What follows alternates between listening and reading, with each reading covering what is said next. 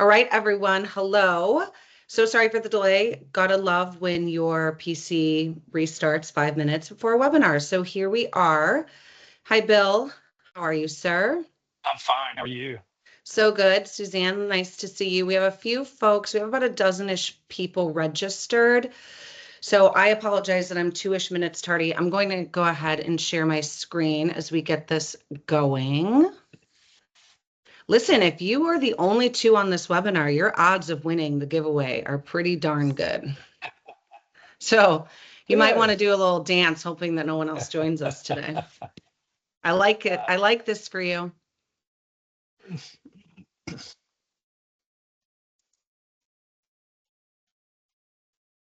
perfect. Go ahead and start this soon.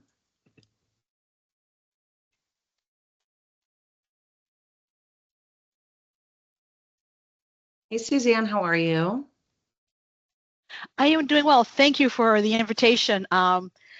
Basically, what I do for Avant, what I do is I am a business development representative, and I recruit trusted advisors for the West Coast channel directors at Avant.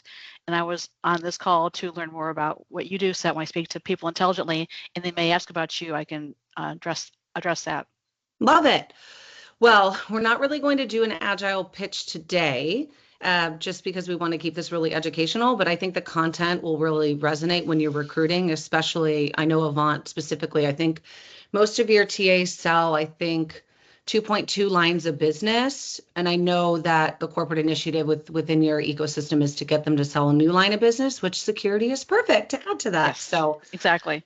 Hopefully we can do that today. All right. Well, you all are on time, so everyone else can wait, or they'll just have to wait. I can't stand when people have a webinar and they're like, we'll wait 5 minutes for everyone. No, you are on time. So we shall, what am I doing? Okay. Do you see the agenda? I see it. Yes. You do? Yes. Okay. You also see your face, which is probably super annoying for you. So let's fix that. Okay. All right, so for those of you on the horn today, we are going to do a quick round of introductions. We're going to go over some really pertinent security stats that are pretty staggering. When I chose the security stats, I didn't do the billions and millions of dollars because, quite frankly, my experience speaking with customers and partners, it's kind of just like alert fatigue. It doesn't resonate with them. So I have some really good ones that I think that you can keep in your tool belt. And then I don't know about you folks, but I always learn via case studies. So David, who's on the horn today, is going to be our first case study. He's going to talk about an MSP that is reselling through the TSD channel, and he's having a lot of success with them. And then we're going to have a live discussion. So Bill, Suzanne, anyone else who's jumped on I can't see, would really love your feedback when talking to advisors and or customers on what are kind of the roadblocks and Heismans you're getting when you're talking about offering cybersecurity. And then Taylor, who's on with us today, will go over one of the largest deals in the region, an automotive company. That's our case study number 2. And then we're going to have a trivia. So pay attention to the security stats. Kudos to you both for being on early and listening to this. And then we'll conclude, wrap up, any questions, and then we'll have a giveaway. Any questions before we start? Me. Perfect. I do want to say that I'm very pregnant. I am due any minute now, hopefully not during this call. So if I seem winded, it is because I have a small human pushing on me. I am okay. I'm not going into cardiac arrest. Okay. All right. So real quick, who's who in the zoo with us today? For those of you who do not know me, I know Suzanne, you get my emails. My name is Jess, and I run the TSD channel here at AgileBlue. And David, do you mind introducing yourself real quickly, and then Taylor as well? Yeah, of course. Thank you, Jess. Good afternoon. My name is David Millard. I'm an account executive with AgileBlue. Been here about 1.5 years. I support the Southeast. Yeah, Taylor Baranowski, channel account director out of Dallas, Texas. Been here almost a year now, and I support all of the channel Texas and West. So old, new, old, existing, all the channel TSDs. Love it. TAs. Love it. Okay, Suzanne, this is your agile pitch. This is all I'm going to talk about AgileBlue today. We stop cyber attacks. If there's any takeaway from today, we stop cyber attacks faster and more accurately than our competitors, and William, faster and more accurately than your customers that are trying to do this themselves. So there we go. Now let's move on to the good stuff. So there's a bunch of statistics on your screen. I want to talk about what businesses are really allocating. So businesses on average are allocating about 12% of their IT budgets to cybersecurity. Now, this equates to about 212 billion nationally, but let that sink in. So if your clients are saying we're good, which is one of the objections we're going to get into, they are lying because companies are spending money. Ransomware continues to be the most common attack on organizations this year alone, with about 73% of organizations experiencing a ransom attack in recent years. Now, we know that AgileBlue can stop cybersecurity attacks, so we can absolutely help with this, considering it is the largest attack vector that is out there. Remember that. 60% of IT experts actually cite that AI-powered malware is their top concern for 2025. So this is very interesting. It proves that the times are changing. So now attackers are able to evade detection and hit companies harder, more targeted, and more accurately because they're using AI. So for those of you who have not heard this, you need AI to fight AI. If your clients are not leveraging AI, they are going to lose 100% of the time. It is not fair. It is an unfair advantage. So it's really interesting. And as an AI-powered provider, our platform is an AI-powered SecOps platform. I really like to see that the IT leaders across the globe are seeing the value of needing some sort of artificial intelligence to attack these attackers. Now, that being said, more than half of companies feel unprepared for an AI-related cybersecurity attack. So that in and of itself is an opportunity for you. This is really great, which I like to see, is 80% of organizations are likely to outsource some of their cybersecurity functions by 2025. So this here is telling you that there is an opportunity, there is an appetite to outsource this, because quite frankly, a lot of organizations don't have the talent, they don't have the resources, they don't have the budget or the expertise, because it is ever evolving. So any questions on these statistics? Nope. Okay, great. A few more. So insider threats are increasing. If you have employees, you have risk. Last year, about 70% of breaches involved a human element, whether it be misconfiguration of something, they clicked on a link, an error, whatever it may be. 70% of this occurred because you have staff. Now, some of these breaches are not intentional or malicious, right? But some are. So for example, I don't know if you know the whole history of, Coke and Pepsi, obviously competitors, right? But a rogue Coke employee actually was passed up for a promotion. She was very upset. And she took proprietary information and actually reached out to Pepsi and said, hey, Pepsi, give me $1 million and I'll give you Coke's recipe. Now, Pepsi was actually ethical and reported it and could have, done a lot of damage with it. But there are very common situations where you have an employee that goes rogue and they leak classified information. There was also an incident where someone worked for a car dealership, and you know how some cars have OnStar. Well, he was laid off and very upset, and the only person in engineering with the keys to the castle and knew all the passwords. And so he went ahead and started locking people's cars. So hundreds of cars got locked. Taylor's laughing. It's actually pretty hysterical. Terrible, right? Thankfully, no one was injured, but it happens is what I'm trying to say. So if you have staff, you have risk, whether it's intentional or not.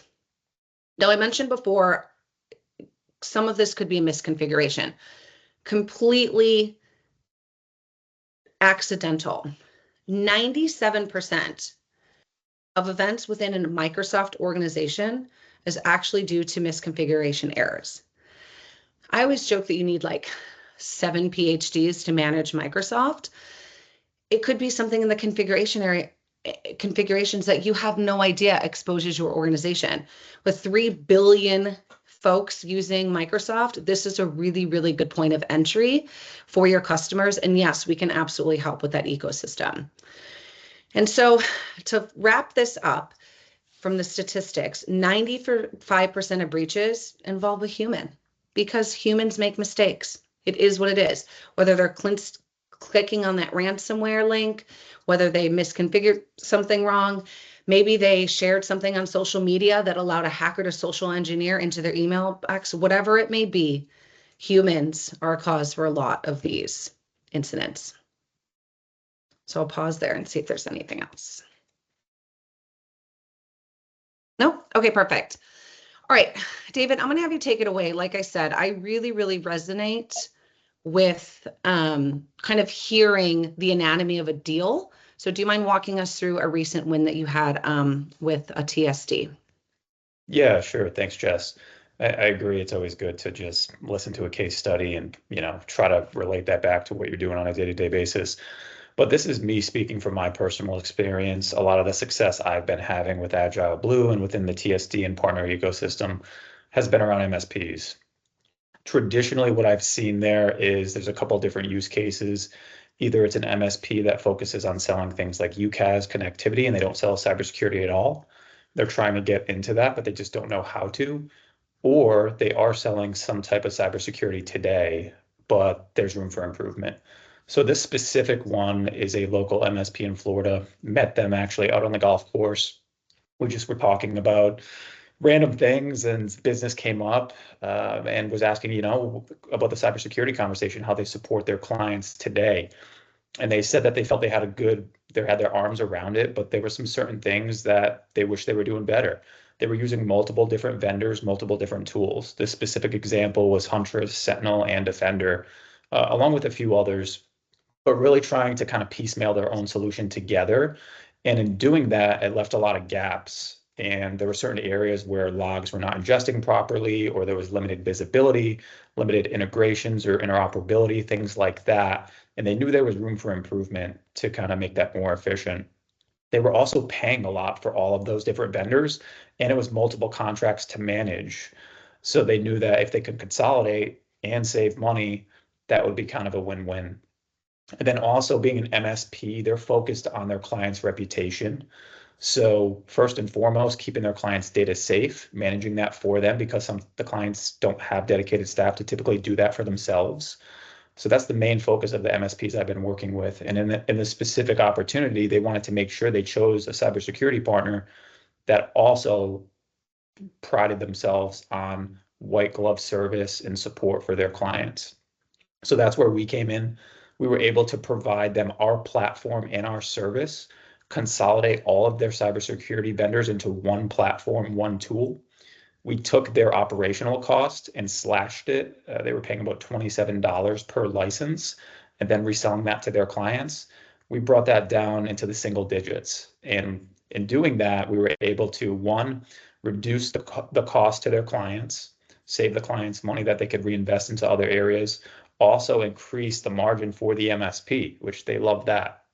And then also the support. Like I mentioned, it's extremely important. A lot of the MSPs pride themselves on providing white glove service. They need a cybersecurity partner that does the same. And when you can always say, everything's going to be great and grand, but you're truly judged when things go wrong, when there's an issue, when you need support. Is the partner there for you? And that's where we were able to kind of shine with this specific one. So we got them into a 3-year deal. They were able to white label our solution, put it on their website, put their own logos on it, and their clients are happy. They're getting better level of alerts, weeding out the white noise, better level of support, and also they're paying less, and the MSP is making a little bit more. So it was a win-win all around. But that was that was kind of how it started, and a few of the drivers and benefits that came from that. That's excellent. We are seeing a massive uptick of MSP opportunities within the channel because, quite frankly, the MSPs don't have the wherewithal to build this out. The MSP doesn't want to be an MSSP. They don't want to build out a SOC. It's very expensive. They don't want to hire the headcount. One question, a lot of deals always happen on the golf course. This one in particular, what question did, the partner ask you to move this into a business conversation while on the golf course? Well, I think it started when I shanked my drive, and he knew we weren't going to really talk about golf. So he said, "Well, what do you He's do for this guy's business? not good. What do you Gotta talk do?" business now. Yeah. So no, we just started talking about what we do. They said they have some level of expertise with cybersecurity. So I asked them, "Hey, what's working today? What do you like and what do you not like? What do you wish was better?" And they kind of just started peeling back the layers and saying, "You know what? We love this, but we wish they had better support. We wish that we could go in and create custom rules or custom reports when we need them. We wish we didn't have to submit a ticket for everything. We wish it was kind of co-managed and we could white label," and just started talking from there. The person that I was dealing with was one of the co-founders. He was not the technical validator or the technical sign-off, but from that conversation, I was introduced to the CEO, who ended up being the decision maker. And I think within a month, they were able to look at the solution. We provided a proposal. We went into a POC, aiming for it to be a couple of weeks long. Within a couple of days, they said, "This is exactly what we wanted. Let's forego the POC and sign up right now." So yeah, that's kind of how it came about. And it was just asking what's working, what's not working. I love that. That's kind of a modern way of saying, if you could wave a magic wand and have whatever you want. No, I really, really like that. That's great. Any questions from our audience? All right. Well, that was wonderful, David. Thank you. Yeah, my pleasure. Let's talk about some objections. So I don't know if anyone else has joined, but feel free to use the chat and or come off mute. What are some common objections that you're hearing either from partners or customers when you try to engage them in the cybersecurity conversation? And there are points for participation. The more you participate, the more chances you have to win the prize. Now everyone's going to come off mute. To be fair, I'm new to the game, so I can't offer any really useful information. I'm still trying to gain traction. Sure. I can imagine some of the objections that I'll receive.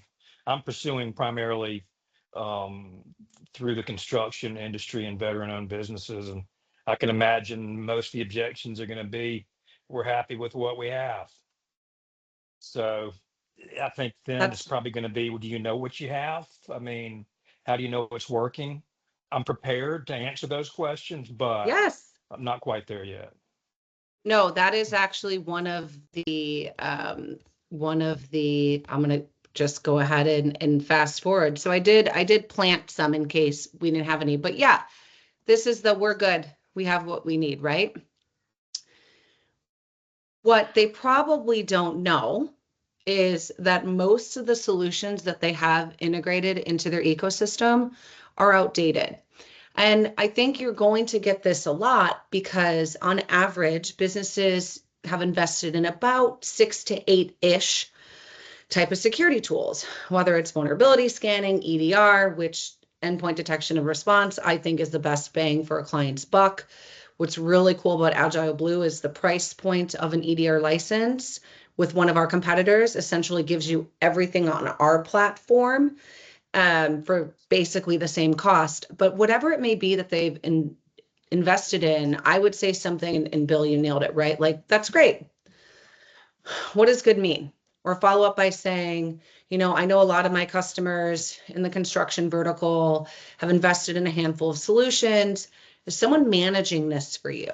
Because I'm telling you, they do not have the staff or expertise to manage 8 different vendors that are pointing in different directions. Or to your point, Bill, how do you know it's working? When's the last time you logged in? One of our largest customers was paying about $100,000 a year for a tool that he had no idea his team had not logged into for 2 years. It's just having these conversations, and it's not challenging your customer, right? I don't sell on FUD. I don't sell on, crazy statistics that doesn't resonate. It's more of having a conversation because you are their consultant. You are there to help them. And I would also say, that's great. You've invested in whatever it may be. But our conversation earlier about artificial intelligence, AI is such a buzzword and means so many different things to so many different people.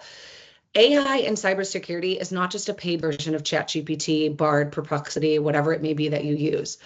It is very, very intellectual machine learning technology. And at AgileBlue, we can actually automate tier 1 and tier 2 tasks with a 98% accuracy rate.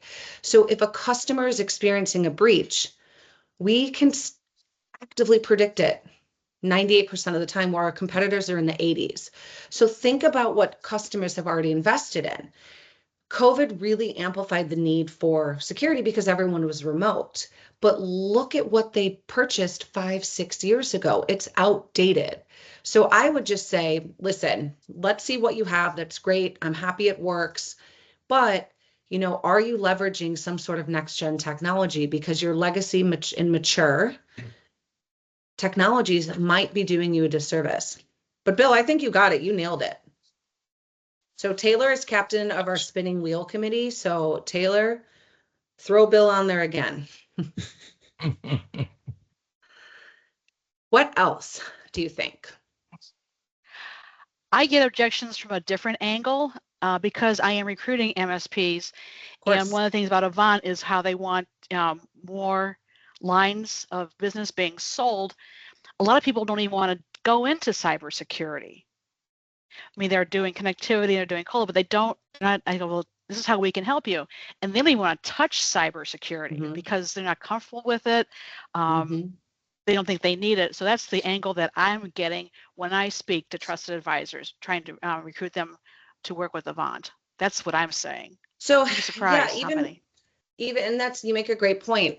I think it even goes to trusted advisors that have already been recruited within the TSD ecosystem. Yeah. And this is a conversation that I always have. And I know Rick Mishka has a very good talk track on this. And what he taught me in an event, January in Salt Lake City, was that you don't have to be the expert, but it's very hard to be a trusted advisor and be the consultant and representing this book of portfolio, voice and network, right? Easy peasy, everyone knows it because cyber is relatively new. I say that cyber is kind of what cloud was 10-ish years ago. And back when cloud was becoming really, really prevalent, I worked at a TSD as well. And I was trying to share with our TAs that you need cloud, right? And now cloud is like, whatever.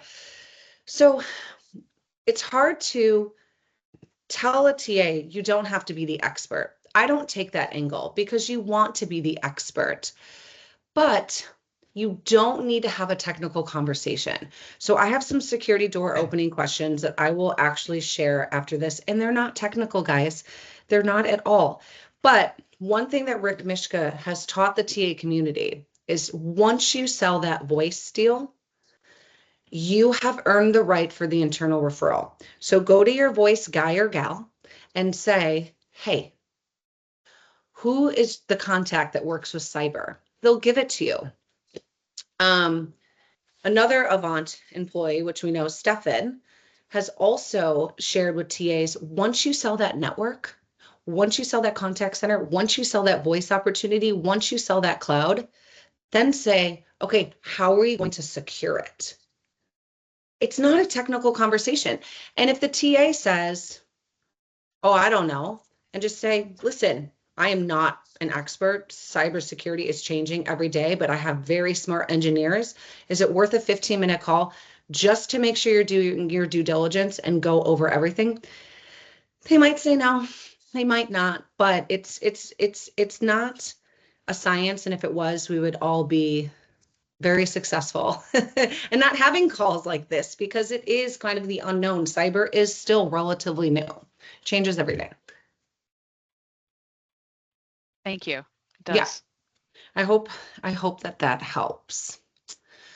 What else? So one unless you have any more, I have some that we can just review. We often get and obviously, Taylor and David, you're more at the deal level than I am, so please feel free to jump in. But I often get we don't have a budget. And so now that's kind of we don't have the budget for it. This is when, as a consultant, trusted advisor, partner, this is your time to really show your customers the value of security. Security is not a cost center. It is a profit center, and I'll explain why. Unfortunately, what we see is most customers have budget once they have an event or a breach, because now they need something, which is really, really disheartening, but it is your job to sell them on the ROI, and it is very, very, very easy. And I'll show you how you do that. So I don't share statistics like, well, did you know on average that the average breach is about $5 million? It is. But is that going to resonate with a small or medium-sized business?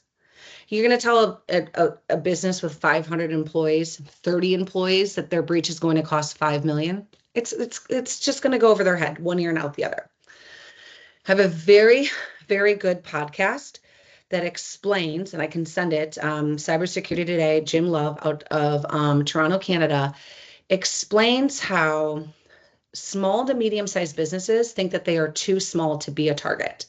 They don't have anything proprietary. They don't have a lot of money. Why would an attacker go after me?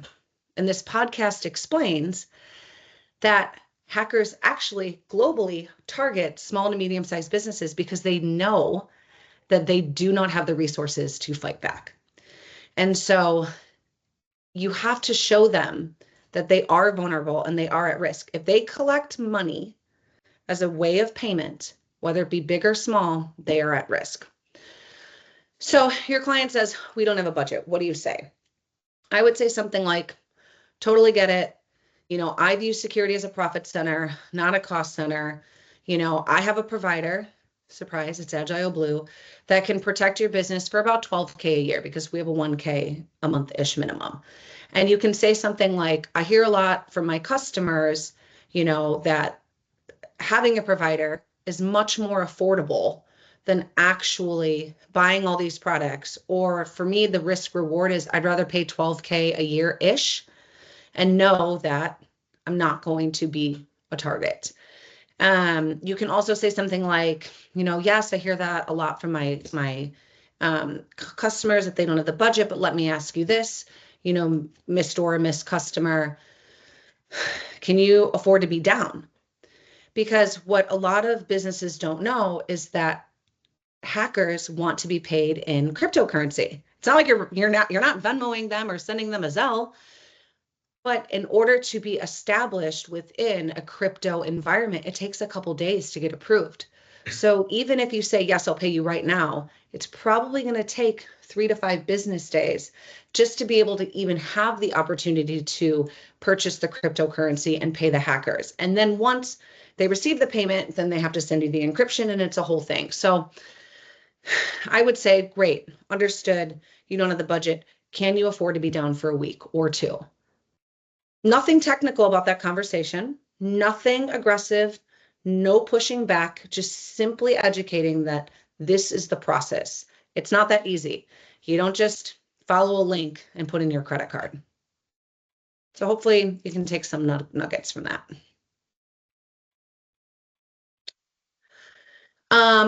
Another one we always get is we have cyber insurance. We're good. The thing with cybersecurity insurance, it does not protect a business. This actually makes me crazy, twitch, eyes like go bananas. It's really, really unfortunate that businesses think that if they have a cyber policy, it will protect them.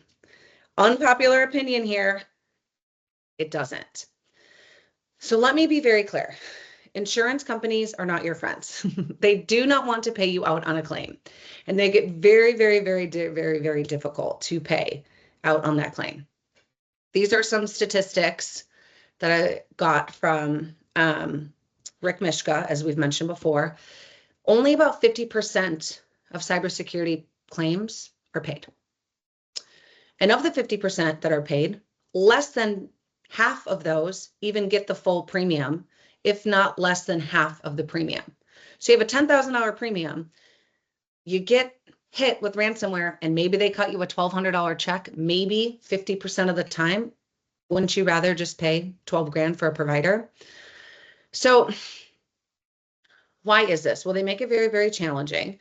I have another podcast that talks about cybersecurity, and they're not up to date with the times because it is so evolving and changing. And cybersecurity companies, or insurance companies rather, are really, really trying to get, the business model that makes sense for them. So there are some clauses within a cyber insurance policy that says you need to use multi-factor authentication in every line of your business. Yes, we do. Check. There's a situation with a medical company in DeKalb, Illinois. They ended up winning the lawsuit, but it took them time and it tied up a lot of their money, where there was one server within their environment that they did not have MFA on because you didn't need it. And that was how the cybersecurity insurance company decided, we're not going to pay you. Years and years of litigation, obviously, it didn't make sense for the company. The company won, but again, years and years of pain. Another thing that a lot of businesses don't know within their cybersecurity policy insurance package is that you have a certain amount of days to be up and running once you have a breach. So if you have a breach on the 1st of the month, you are expected to be up and running by the 10th, the 14th, 17th, 28th of the month, whatever it may be within your policy. Now, remember what we said on the last conversation. It can take up to a week for you to be able to pay the premium. So you get attacked on the 1st, or not the premium, my apologies, the ransomware. You get attacked on the 1st, you pay your ransomware on the 9th, maybe the hacker pays you the 10th, 11th, or 12th, and then now you have X amount of days to make sure that you're back up and running. Not that you've paid and you've encrypted. You have to be up and, yes, David, I see you laughing at me. Words are very hard because, again, I can't breathe. Within a certain amount of time, or they'll deny your policy. So no, you don't get your premium and then you paid the hacker. It is so convoluted to navigate. So when you have a customer that has cyber insurance, say, would it make more sense to maybe allocate that spend towards someone that can help you? Now, the really good thing here is that with AgileBlue solution, we partner with Security Scorecard, and a lot of cybersecurity insurance companies have a partnership with Security Scorecard. So if you have customers using cybersecurity insurance, because sometimes you need it, the boards mandate it, you have to have it, we are able to decrease their policies with our solution, given our partnership with Security Scorecard. So essentially, the savings on their premium with partnering with us could actually just make it a wash. There's another ROI conversation that you can have with your customers. And by no means do I expect you to have these conversations by yourself. Suzanne, I can absolutely have them with your TAs. Bill, Taylor and David can help you with your customers on that conversation as well. Does that make sense? All right, I see the head nods. Okay, well, let's go to the next case study. Taylor, do you mind kicking us off here? Yeah, will you go to the next slide? Yeah, it's just a little delayed. Yeah, sorry. So this was an automotive dealership out of Utah. They've got 115 locations, so 115 dealerships. And they actually had a breach that they discovered before their provider discovered it. So I always equate it to basically building a brand new house, putting a security camera in every room, putting security all around the edge, and then having no one watching those videos.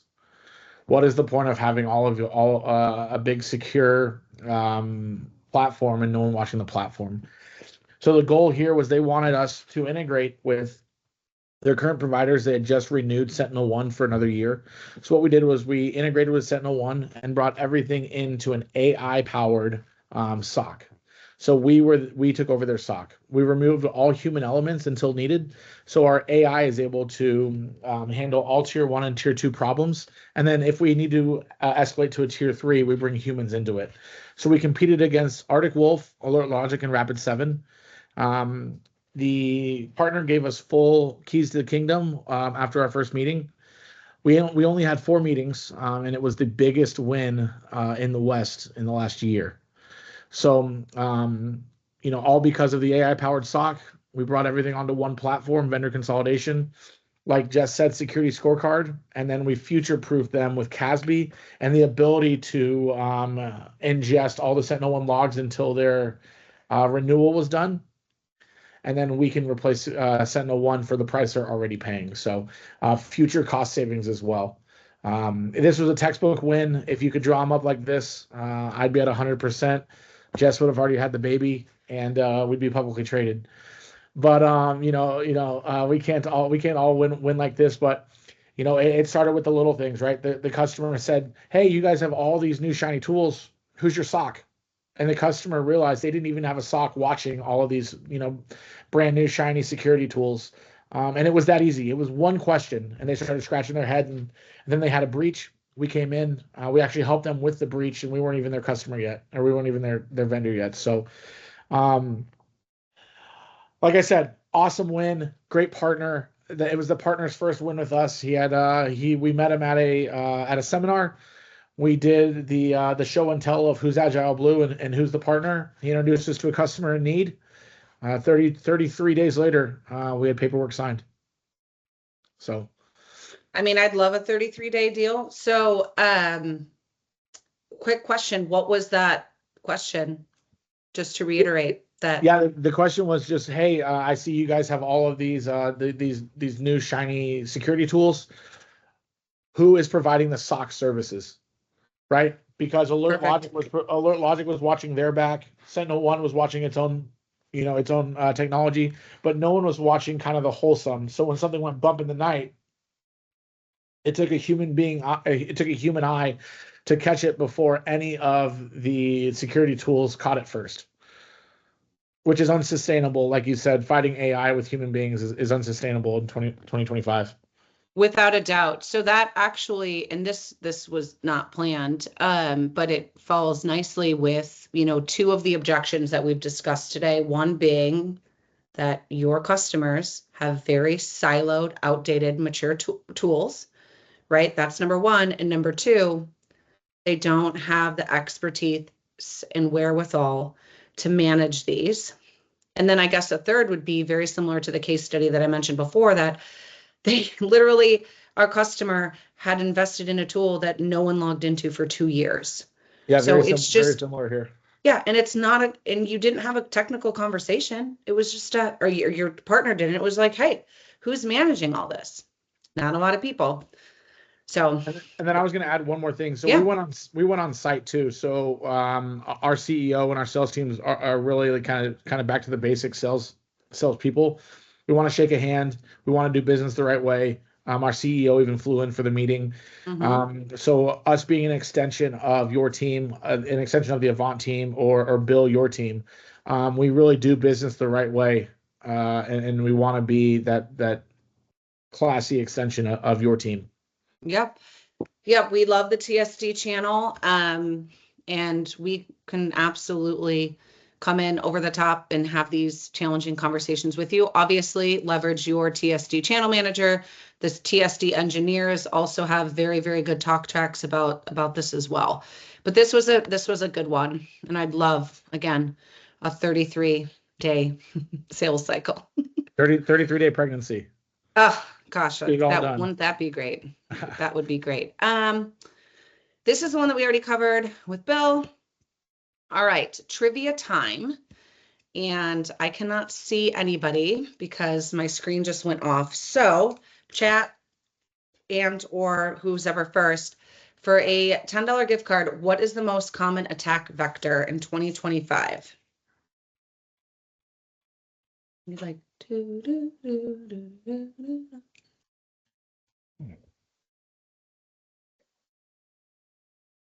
anyone? Malware, email, Ransomware. Ding, ding, ding, ding, ding, ding, ding. Hey. Ransomware. Okay. All right. One more to go. Oh, that's the same one. What percentage of breaches happen due to Microsoft configuration errors? And speaking of errors, I spelled configuration wrong, so that's not embarrassing or anything on a live webinar. Repeat the question. What percentage of breaches happen due to Microsoft configuration errors? 97%. Yes, get it. Love it. You are absolutely correct. Which is staggering. And so I guess a little agile pitch here with 2-ish minutes left to go. We have a whole Microsoft Office, Microsoft, not just Office 365. A lot of our competitors just focus on the email, but we have a Microsoft 365 security module that actually looks at all the configurations. We look at it monthly. It is $600 a month, flat fee, whether they have one mailbox. We have a college that has 30,000 mailboxes. This is in addition to our entire platform, but this is going gangbusters within the TSD community. Partners love this because this is such a great way to open the door to have a conversation. It's not technical. Hey, are you using Microsoft? Yeah. Who's configuring it? Oh, I don't know. Hey, does it make sense to maybe take a look at it and see if there's any vulnerabilities there? Great, sure, boom, perfect. Very simple. So next steps, and then we're going to do our giveaway. I'd love to get you folks on a technical demo to kind of explain a bit more of what we do. We host 2 demos for partners a month. They are the second and third Wednesday at 1 p.m. Central Time, and I can absolutely send you the RSVP link to register for that. Bill, we would love the opportunity, within the veteran-owned businesses and your construction vertical to maybe do an end user webinar or an event. We would love to invest in you and your business and do an end user event in your backyard if you are up for that. And then, a pricing exercise. So, there's a lot of security providers in this space, and it's great. I love it. It shows the demand and it shows the need. I firmly believe that there's enough to go around, and I'm friends with many of the competitors of AgileBlue within the TSD portfolio, but give us a shot, right? We are very, very, very, very, very palatable with our price point because we leverage AI. We don't have the overhead that a lot of our competitors have. So if you have a customer, shoot us a note and we can give you some guesstimated pricing. Okay. So time for our giveaway. We are giving away an espresso machine because we know that you need to be able to be supercharged for your business to have these conversations. You can't be falling asleep at the wheel. You need to be spot on your game. So actually, do you have the thing up, Taylor? If not, I can do it really quickly. Oh, you got it? Okay, great. Oh, Perfect. thank Okay, you. so there should have been 2 and 2 and 2 and 2. All right. Wow, you swept. Wait, can you put that back up? I love it. Overachieve. No, just kidding. No, now you're showing your slides, but okay, perfect. I loved it. This is great. Any other questions? What can I do to help, or we rather, to help you folks amplify your business? Jess, how often do you all go up or present or pursue, I should say, against or to large corporations that have a technology guy that's on the board or as an officer of the corporation and they have a department? Do you ever approach those types of corporations? And do you run into any, do you hit any walls because you're now dealing with people that may, in their minds, already be well equipped, know way more than you could ever know, and also may already have access to AgileBlue without having to purchase that through a trusted advisor? So are you asking, do we work with board members? Well, I mean, I can I would answer say, it. Oh, okay. Yeah, Taylor, senior. please. Okay. Yeah, Bill. So we come up against that a lot, and we really spin it positively, right? So one good thing is you've got you've got deal protection with us. So if you start a deal with us, you will own it, and no one can kind of go behind your back on the direct side and try to swoop that from under you. So you're protected there. Avant Tolaris, the two TSDs that we work with, will help protect you that way as well. Now, when we talk about board members thinking that they're too big, now look, they might have Or there department is heads, yeah senior there people, department yeah IT types. there is a point where they could already have a SOC built that, let's say they've got 100,000 employees and they've got 500 in the IT team. That's a point where they might be already down the road too much. But when we look at 10,000 employees, 15,000 employees and under, 25,000 employees and under, they've got technologies just like this, or a technology they might not even have this yet because they're still behind. A lot of these IT teams are making IT plans for 3 and 5 years out. So their 5-year plan in 2020 might not have included the amount of AI that the rest of the board wants to see today. So it's just approaching as a plus to what they've already built, and not trying to take down what they've built. Does that make sense? It does. It does. Kind of play to the ego just a little bit. Mm-hmm. Sure. And make sure we're not stepping on any toes for what they've already built. If that makes sense, right? And it's all It just a does. conversation, because we can be the most pivotal piece to the puzzle, just ingesting 10 different providers' logs and providing them an AI-powered SOC, and then grow with them and provide the EDR, provide the MDR, provide some of the Microsoft security modules, provide security scorecard. Or we might come in and displace a couple of vendors and provide vendor consolidation. We can be, I always laugh. We can be very agile in our approach to each customer. It's hard to say. Pun intended. Yeah, but we really can. And until we know exactly what the customer is thinking, we don't know exactly how to approach it. To Taylor's point, we don't come in and rip and replace. So if you have a board member that absolutely loves SentinelOne, all day long we'll work with SentinelOne. We leverage Elastic for our SIM. We have 2 customers right now running 2 SIMs in parallel. I don't think it makes financial sense, but that's what they want to do. So if they want to use someone else for their SIM, all day long. We have a lot of clients, as I've mentioned before, that have invested in the EDR. Endpoint detection and response, in my opinion, best bang for a client's buck. So let's say that a board member absolutely loves their EDR provider. Great. You know what we can do? We'll swap out EDR for vulnerability scanning at the same price point. So we can be, I hate to say it, very agile. We're very, very flexible, if that makes sense. But I will tell you, Bill, a lot of boards like us, because for the non-technical board, I know your case study is, the technical board member. But the non-technical boards love the ability for us to give, and we didn't get into it today. I'll send you a link for our partner demos. Vivian does a really good job explaining how we can look at an organization's external security score and their internal, and give them kind of an A to F rating. With our partnership with Security Scorecard, that also helps with the cyber security premium.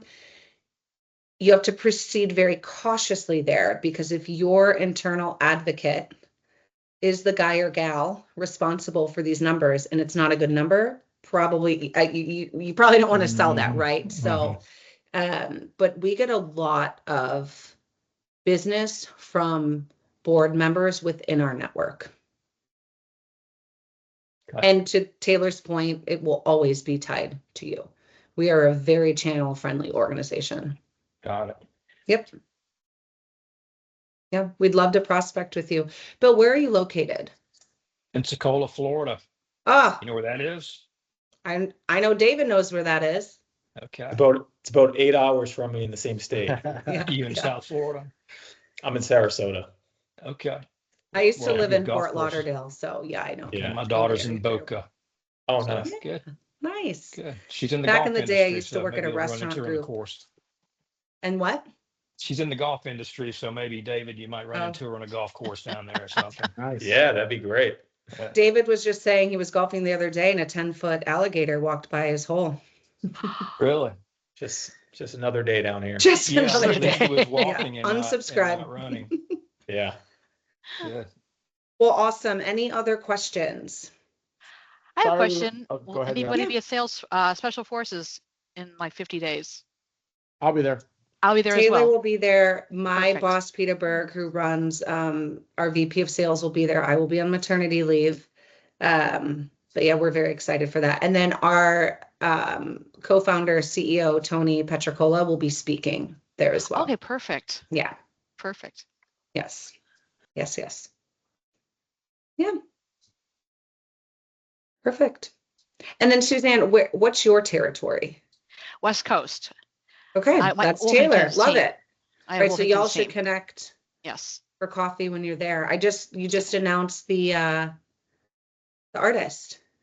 The half of the floor of, oh gosh. I Florida know. Georgia line. Florida, Yeah, Georgia yeah, line, yes. Yeah, I I just think saw it's- that today. I forgot what his name was.